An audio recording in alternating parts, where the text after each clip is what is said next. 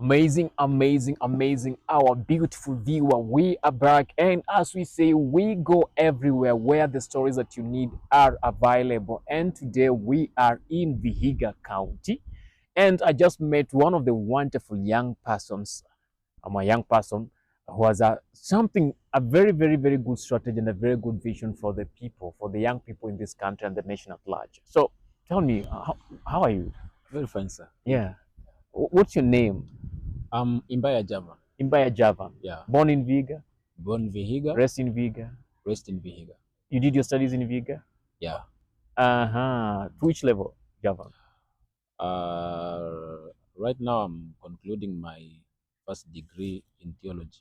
Oh, you're doing a first degree in theology. Yeah. That is great. Mm. So tell us about your movement. So my movement is called the Gen Z Fullforce. The Gen Z Fullforce, it's a movement that it is its main mission. Its main mission is to make sure that the welfare of the Kenyan youth has been taken care of. There is seriousness when it comes to the young people of Kenya. People must realize that when we go to the streets to actually demonstrate and ask for accountability, that we really mean it. We're not going there to seek fame or to seek respect from our neighboring countries or from the world.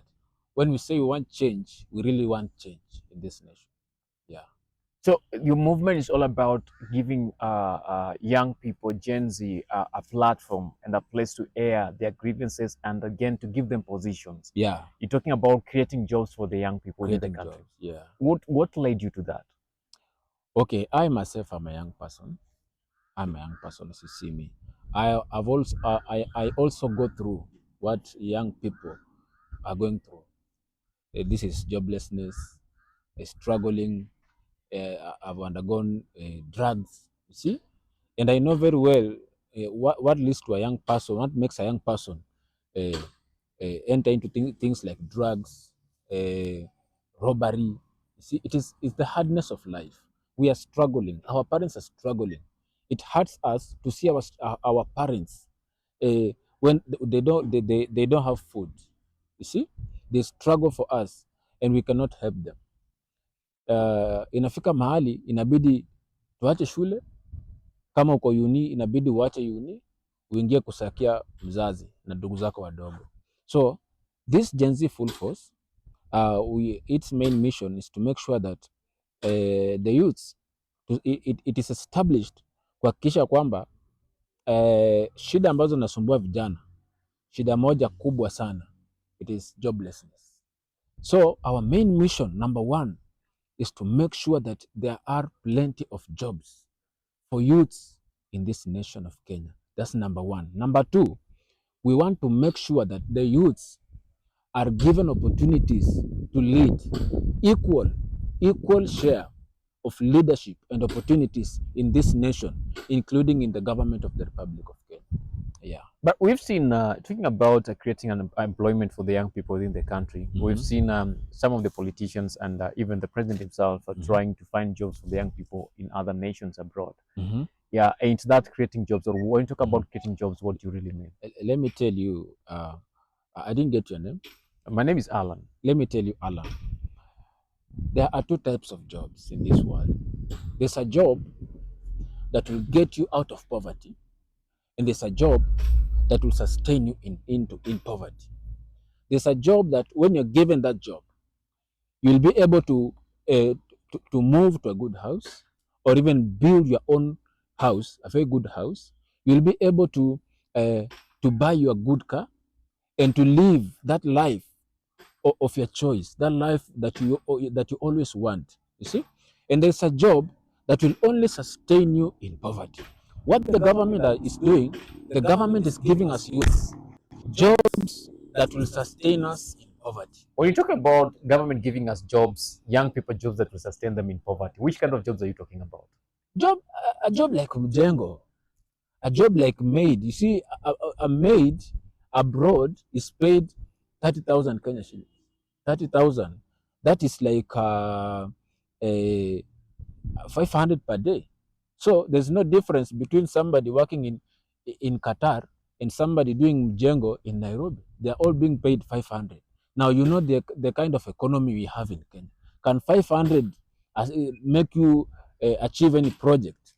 500 will only buy you food and pay you rent and give you transport to work every day. To go back to the very place that is Yeah, enslaving you. yeah. So Now let me just nichambue zaidi.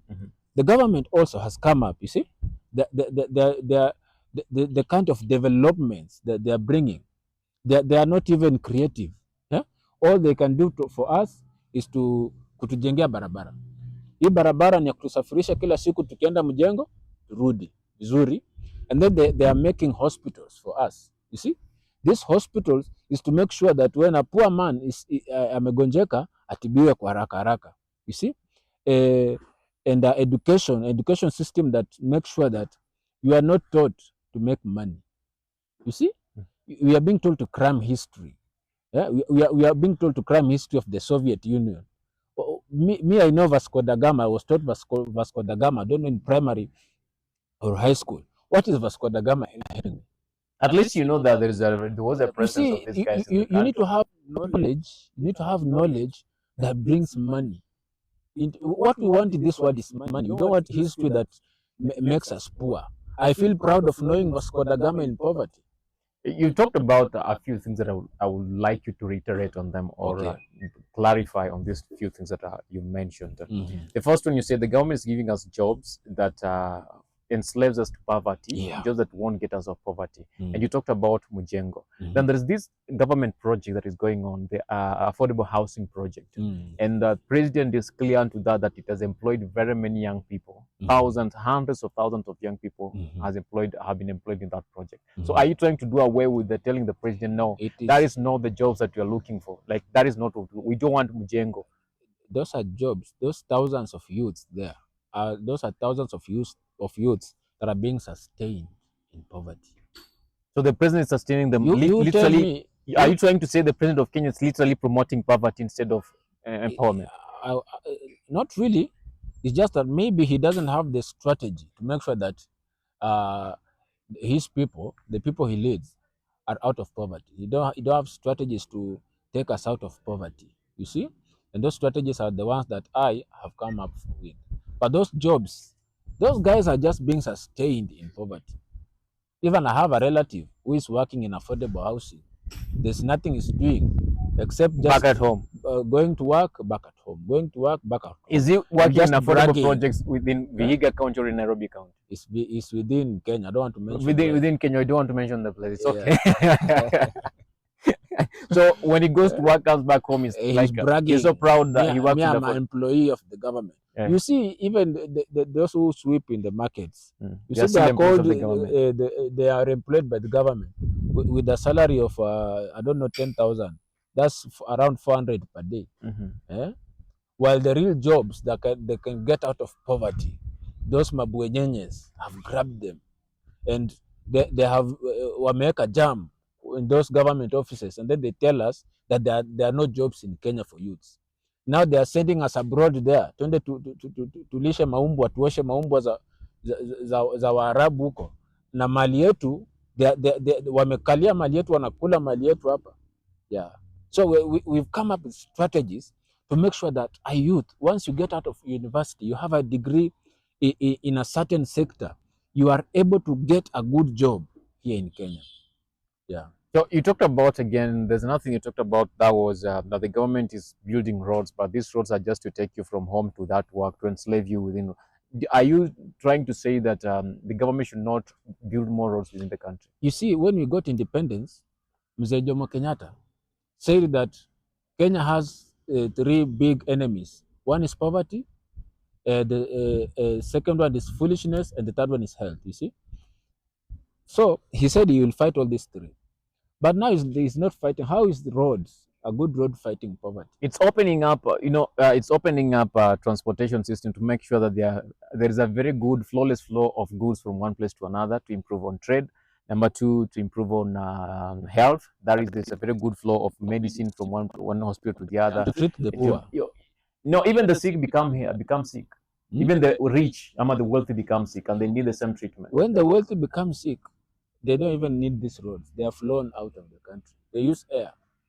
The poor majority, the 90% of people who use roads, you see, are the poor people. So are you trying to say, but even the wealthy still drive on those roads? You sit on a highway and count how many V8 will pass there, and how many matatus that carries poor people will pass you.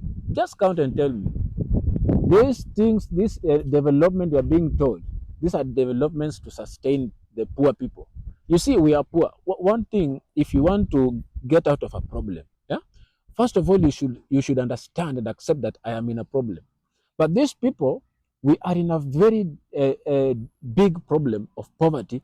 But they are telling us that, you know, you guys, we are doing good. We are well off.